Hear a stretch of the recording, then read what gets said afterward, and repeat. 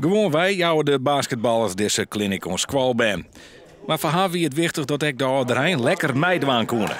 De oudere mensen die vinden het ook hartstikke leuk om te bewegen. Maar het gebeurt gewoon zo weinig.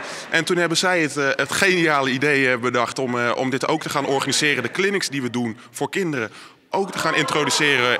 Onder andere in bejaardentehuizen. En hoe is de respons? Ja, heel positief. Nou, je hoort het al, hè? Je hoort het al. Iedereen is enthousiast. Dus ja, superleuk. Enthousiaste reacties, want de ouderijn binnen tegenwies met de man van Aris. Ja, bijzonder leuk. Ja, zeker. Het brengt een beetje sfeer, hè? Een beetje aandacht.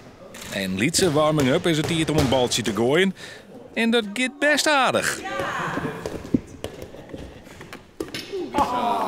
Die jongens van Aris, die mij wel weer eens komen. Het is leuk om te doen. Ik zou voor herhaling vatbaar zijn, wat mij betreft.